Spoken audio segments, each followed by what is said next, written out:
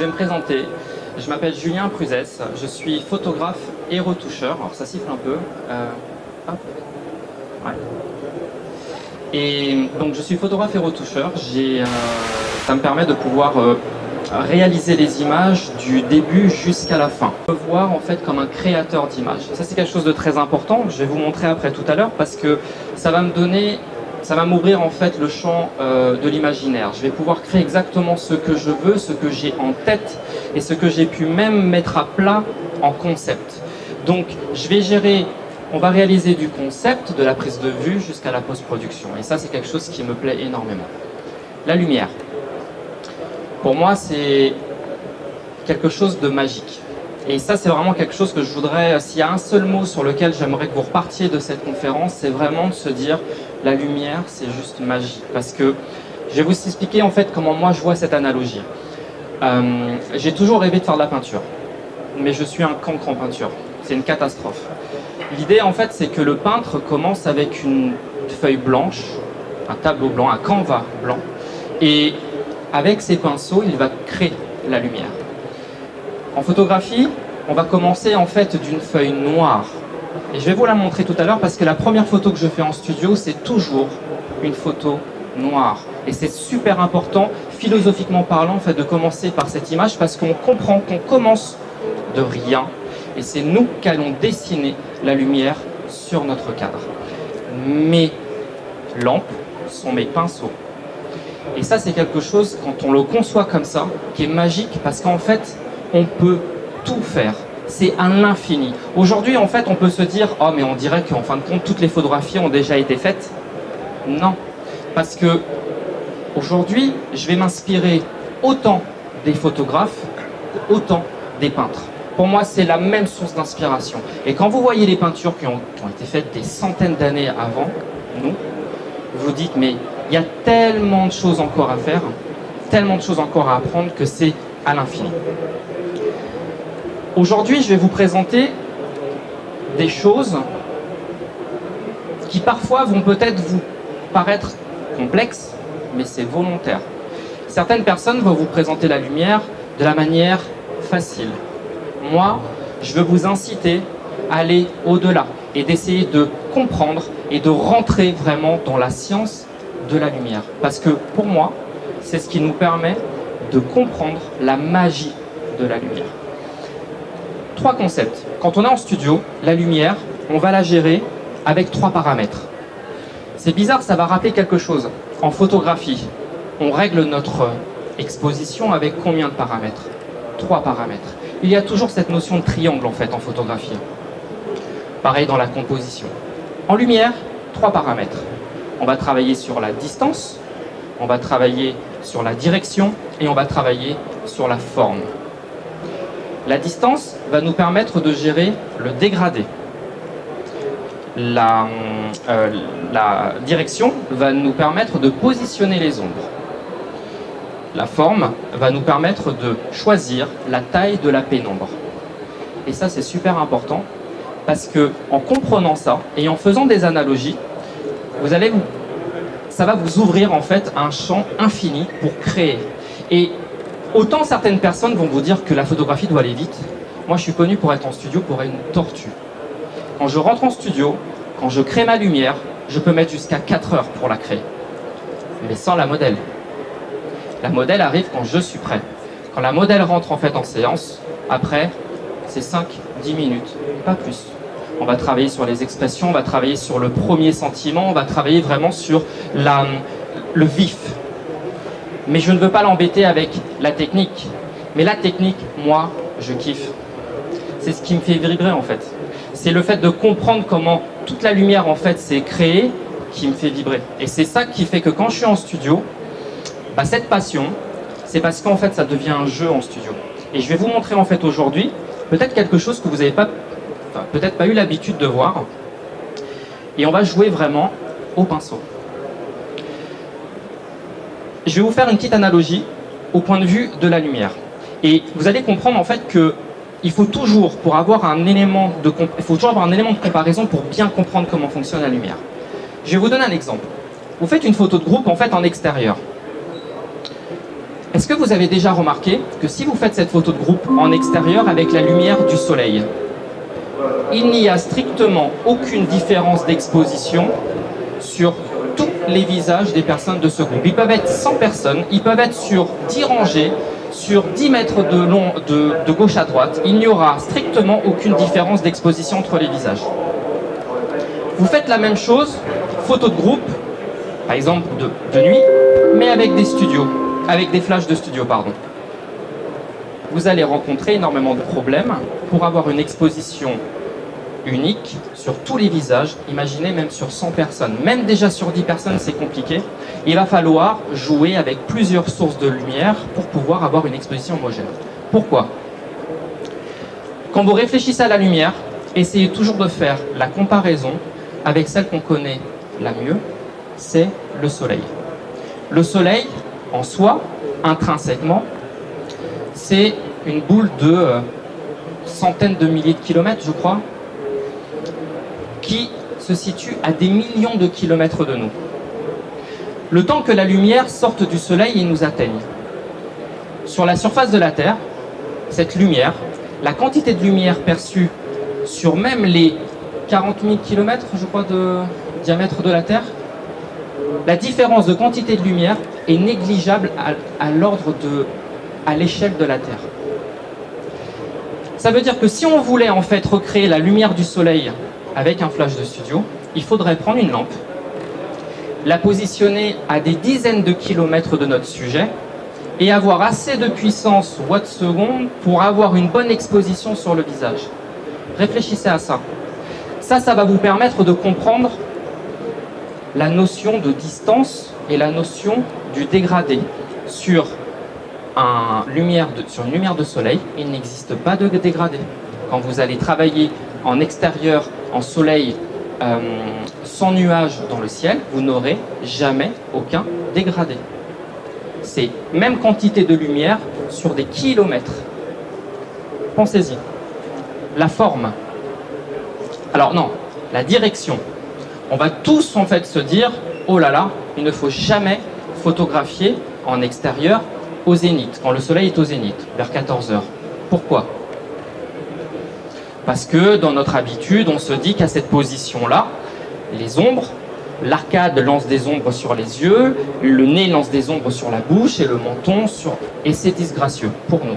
Qu'est-ce qu'on fait? Depuis la nuit des temps, on attend le lever et le coucher du soleil. Pour quelle raison? Certains vont dire la couleur. Très bien. Mais principalement, c'est pour une seule raison. La direction. Le soleil va être dans une direction différente et va positionner les ombres sur le visage d'une manière différente. Ensuite, la forme. Le soleil fait des centaines de milliers de kilomètres de diamètre. En fait, on n'arrive même pas à l'imaginer, sa taille. Mais comme elle est située à des millions de kilomètres, par rapport à nous sur Terre, le soleil nous paraît comme un petit point. C'est la lumière la plus dure qui existe sur Terre. On prendrait le même sujet. Je vais avec Chloé et on va sur Mercure, qui est la planète la plus proche du soleil. J'aurai une lumière douce. Ce concept-là, comprenez-le bien, parce qu'avec ces théories-là, et quand on fait l'analogie avec le soleil, ça nous permet de comprendre exactement déjà pourquoi parfois il est très compliqué de recréer la lumière du soleil. Parce que tout simplement, on ne peut pas créer les mêmes distances et les mêmes formes. D'accord? En ayant tous ces outils-là, on va commencer à s'amuser maintenant en studio. Et avant ça, je voulais vous présenter... Alors, je vous présente quelques images qui ont été réalisées récemment, et les 3 premières images en fait qui sont en noir et blanc sont les premières images d'une toute nouvelle série que j'ai finie avant-hier. Donc voilà, je vous les voyais en première exclusivité, ce sera en fait sorti sur les réseaux prochainement. Voilà quelque chose que je vais vous montrer qui peut vous paraître, vous allez voir.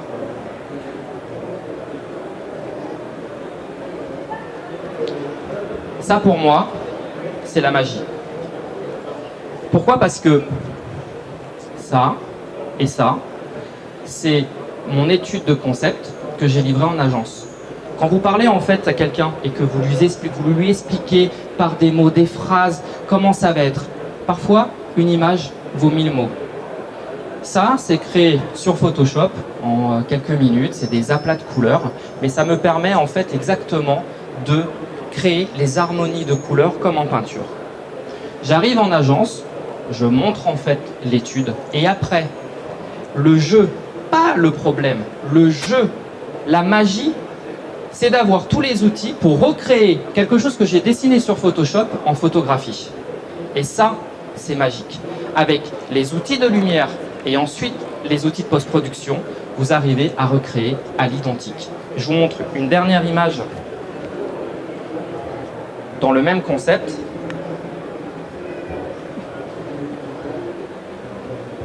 Voilà. Étude, avant quoi que ce soit, après prise de vue et post-production.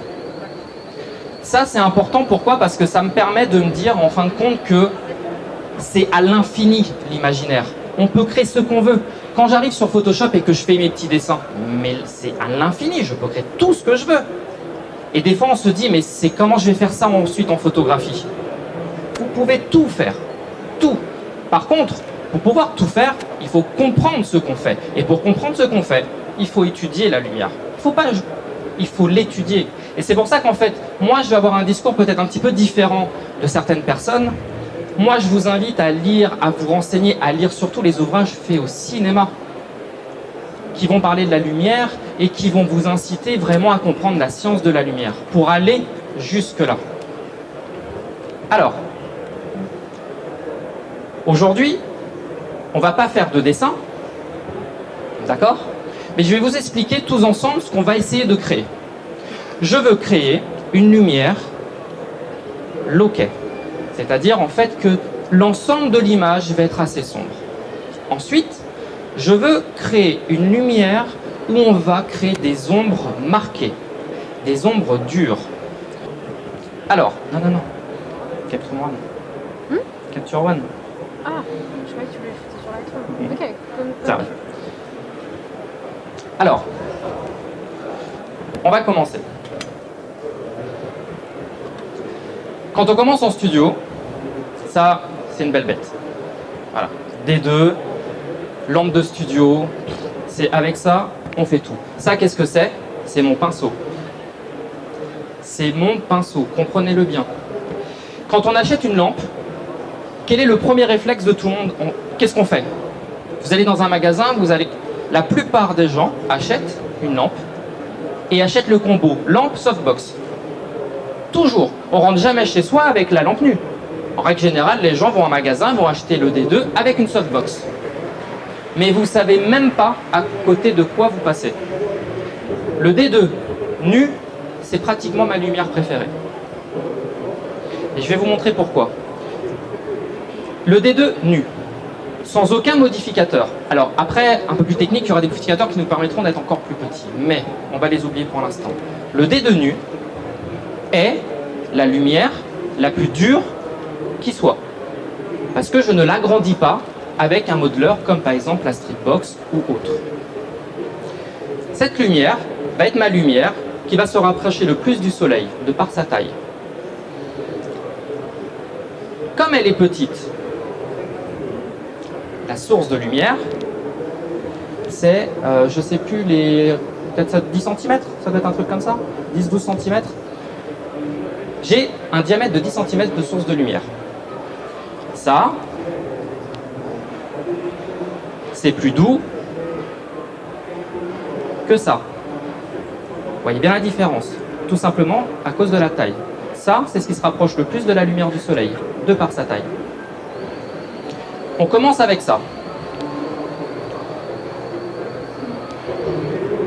L'avantage en fait de travailler avec cette lumière-là, c'est qu'elle est dure.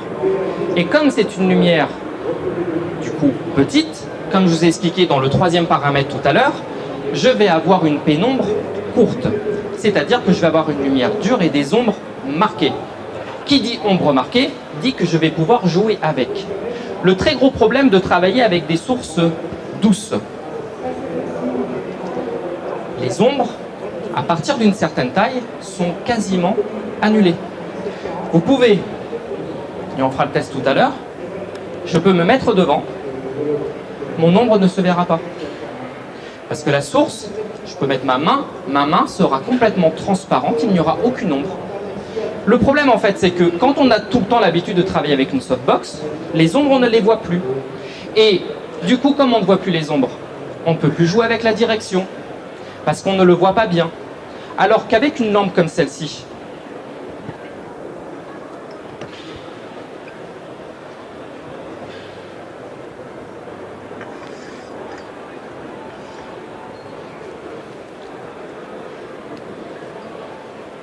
les ombres sont extrêmement détaillées. Vous voyez ici, je les vois parfaitement bien.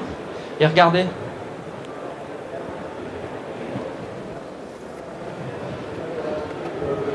« 5 centimes chez Leroy Merlin. »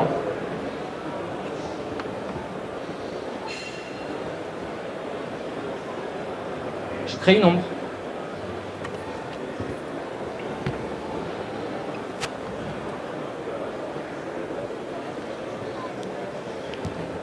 C'est allumé, hein. Elle est où mon ombre?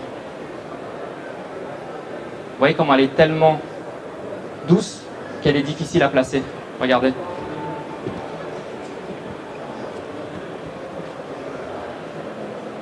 La différence. D'accord? Ça veut dire quoi? C'est qu'avec une lumière dure, je vais pouvoir construire des ombres comme je veux. Et donc, bricolage du dimanche, le même carton, un petit carré dedans, et je fais quoi avec ça? Une fenêtre. Faites une fenêtre avec une softbox, je vous attends. Vous y mettrez 1 an pour la trouver. Elle n'existera pas parce qu'en fait la pénombre sera tellement grande que le détail des ombres en fait se mélangera avec la lumière, on ne verra rien. Alors, super. Hop.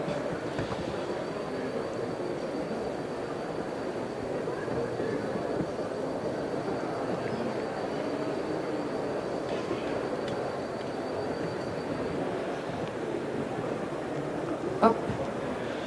On va travailler avec celle-là pour l'instant.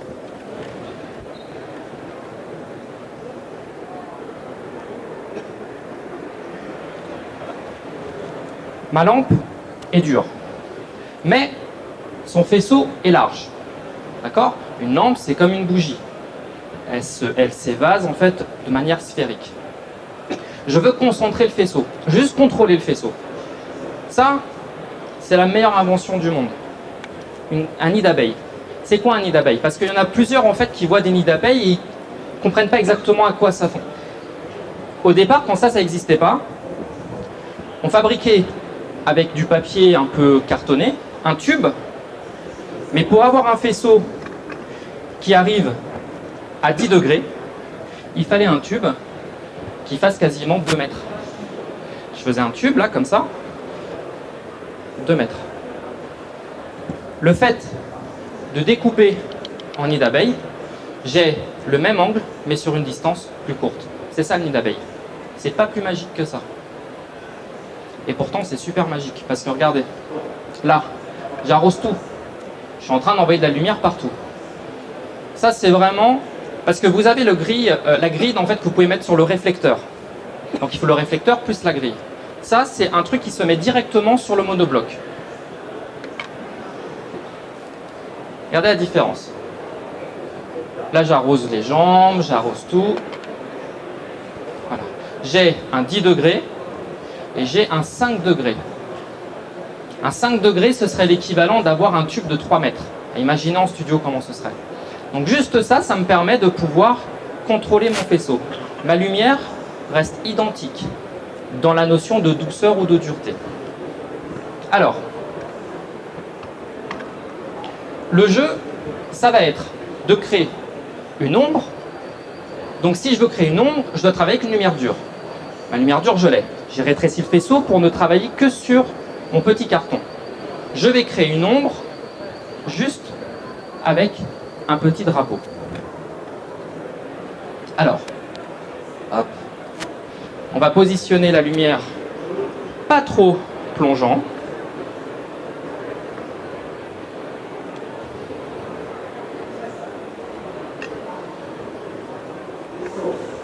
Hop. On va le faire un tout petit peu plus plongeant. Comme ça.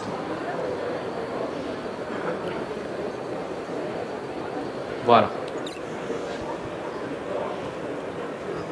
Très bien. On contrôlera après précisément l'angle. Et je vais créer une ombre.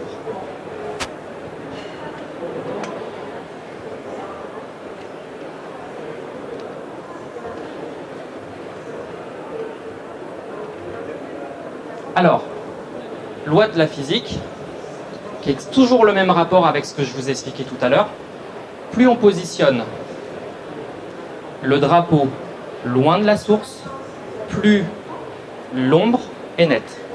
Regardez sur son visage. Ensuite, si je me rapproche, l'ombre devient floue. Donc juste en plaçant la distance où j'ai mis la lumière et en plaçant mon drapeau, je vais descendre un petit peu, je vais positionner une ombre. Et le but du jeu, c'est que maintenant Chloé joue avec cette ombre. Place en fait son œil juste en fait à l'aplomb de cette ombre. Chloé, mets ton œil dans l'ombre, voilà, remets-le dans la lumière, voilà. Ça, c'est strictement impossible avec une softbox.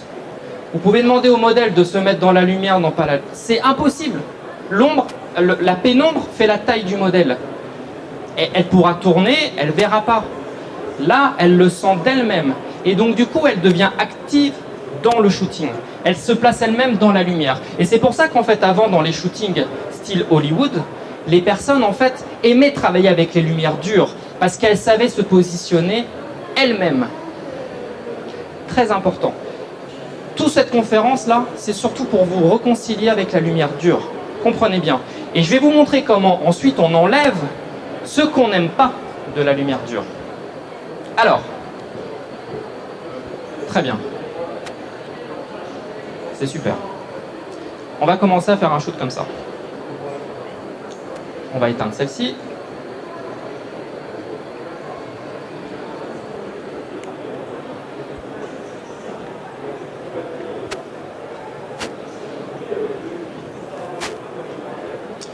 Hop, excusez-moi.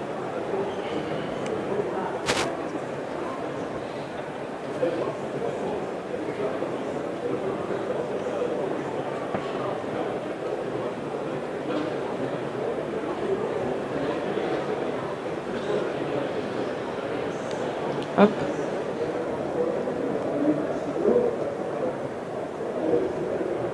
Voilà.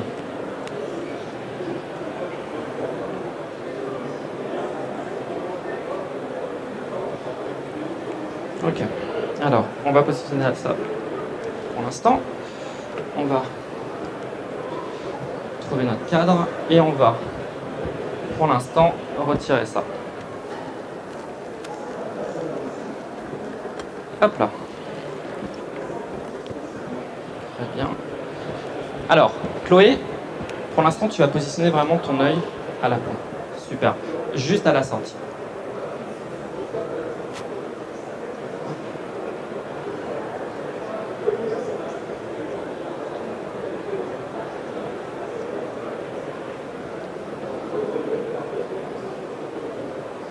Très bien.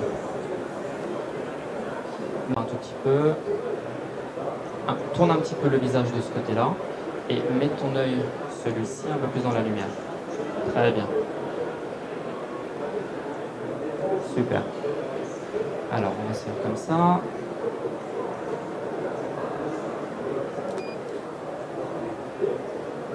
Ok. Hop.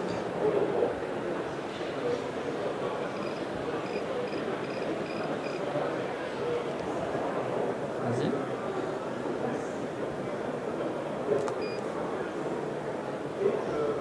Super. Alors. Ah non, mais attends, excuse-moi. Hop, attends.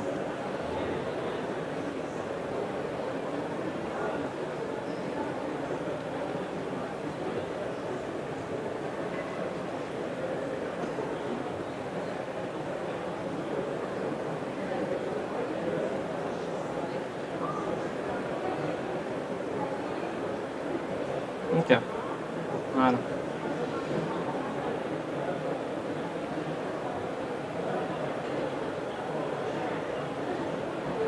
Hop.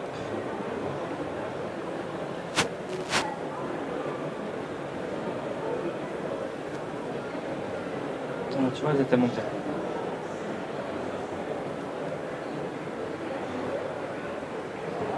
Ok. Alors.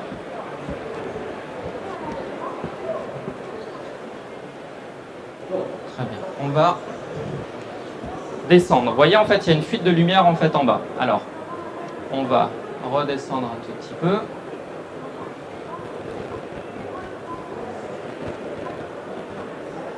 Voilà.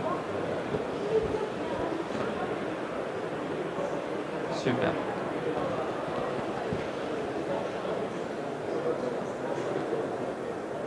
Très bien. 1, 2. Super.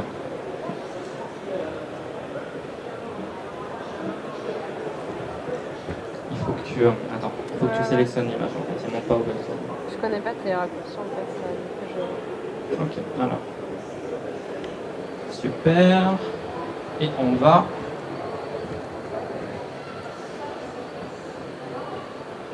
se mettre un peu plus.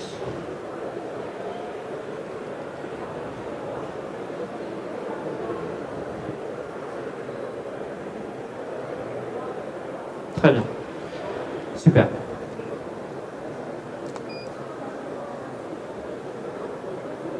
Regarde-moi. Super. Hop.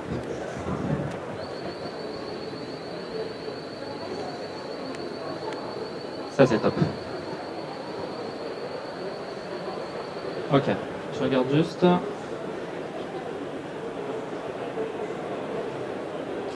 Très bien. On va descendre un petit peu l'expo.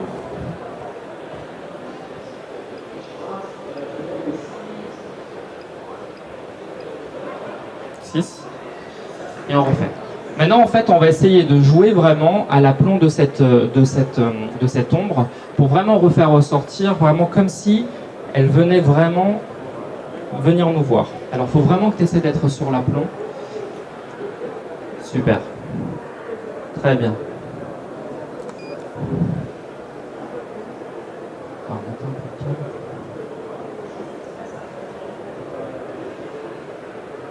Ça, c'est mieux. Refais-en une.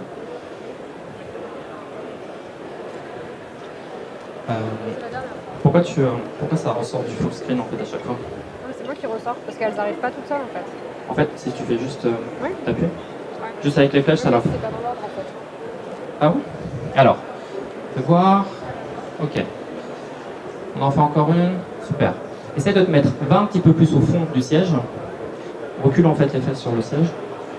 Ah, t'es au automax? Ok. Alors avance-toi un petit peu. Voilà. Non, on recule en fait. Et juste en fait, ton corps vient un peu plus vers l'avant. Super. Et je vais me décaler un peu. Hop. Ok. Très bien. On joue là-dessus? C'est parti. Ça, c'est bien.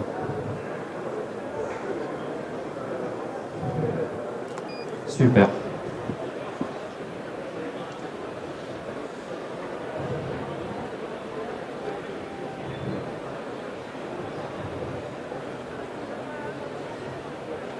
Ça, j'aime bien. On va remonter un tout petit peu, comme on a changé. Et on en fait une toute dernière. Vas-y.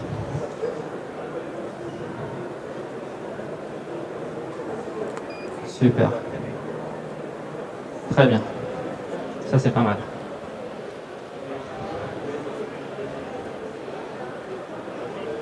Ça, c'est bien.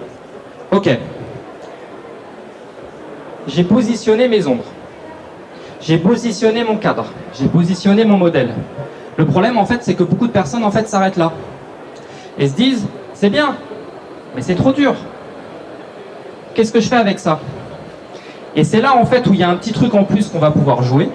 C'est que là, vous voulez, en fait, avoir une image douce. La plupart des personnes vont prendre une softbox pour agrandir la source de lumière et avoir une lumière douce et, du coup, abaisser les ombres, adoucir les ombres. Il y a une deuxième méthode, ce qu'on appelle en fait par transparence. Je crée des ombres marquées, ce qui me donne des belles directions d'ombre, et ensuite je les remplis par transparence avec une lumière douce. Et ça va donner un rendu qui est complètement différent que de créer cette lumière douce directement par une softbox. La différence, c'est que faire une lumière juste avec la softbox devient principale. Ici, c'est cette lumière dure qui est principale, et la softbox remplit par transparence les ombres, et elle devient secondaire. Là, je veux que mon aplat, ce qui est en face de moi, ce que je vois, les ombres que je vois, je veux que ce qui est devant moi, on joue en transparence. Je vais mettre en fait une stripbox la plus proche possible pour avoir en fait la douceur et la plus proche possible de mon objectif pour ne pas donner de direction. Le maximum, c'est de ne pas rentrer dans le cadre. Très bien. J'allume ma lampe. Et on va démarrer vraiment. Voilà, on va démarrer à 4, on va voir ce que ça donne.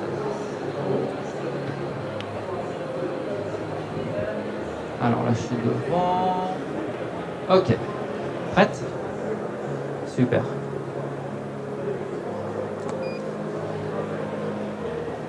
Génial. Est-ce que tu peux me mettre les deux en côte à côte?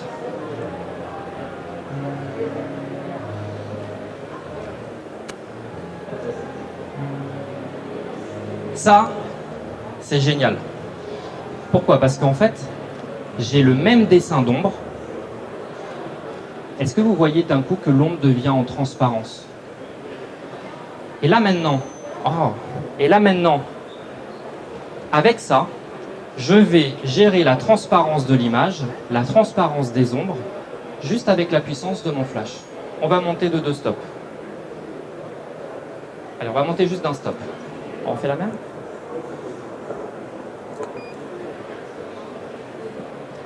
Est-ce que tu peux me les mettre les 3, s'il te plaît?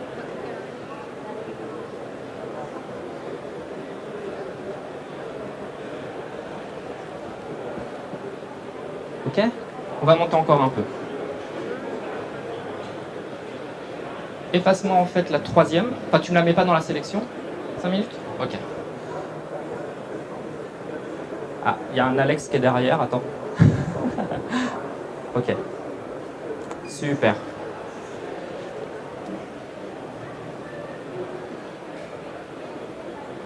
À chaque fois, je monte d'un petit stop. Regardez. Et ça, c'est magique. J'ai créé en fait des ombres marquées, mais l'image n'est pas dure parce que j'ai créé des ombres par transparence. Et c'est tout bête. J'ai juste mélangé, j'ai pris le meilleur des deux, j'ai pris la force de la lumière dure, c'est de créer des ombres, la force de la lumière douce, c'est vraiment en fait d'aplatir. Et donc du coup, en mélangeant les deux, je crée ce qu'on appelle de la transparence sur les ombres. Maintenant, on finit. Le rapport entre la lumière dure et la lumière douce, je l'aime comme celle-là. Et on va juste créer un dégradé sur le fond à l'arrière.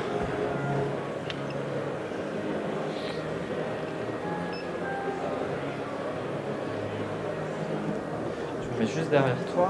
Hop. On va essayer comme ça, c'est peut-être un peu fort, mais on va voir. Ok, on y va? 1, 2. Ah, c'est trop fort, on va le baisser un peu. Pour faire une. Montre-moi.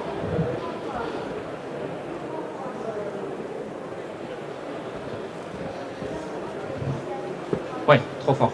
Hop, on refait.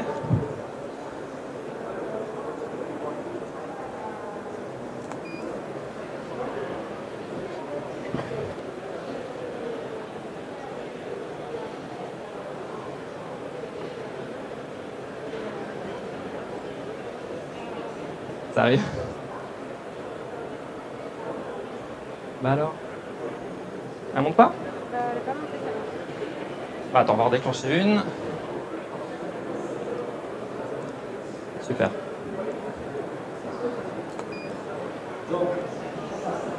Ah bah elle était là. Fais voir si elle va arriver peut-être en bas de l'autre. Ouais. Allez, on baisse encore un, stop, et c'est bon. Faut pas que ce soit... Et on fait celle-là. On y va. 1, 2. Super.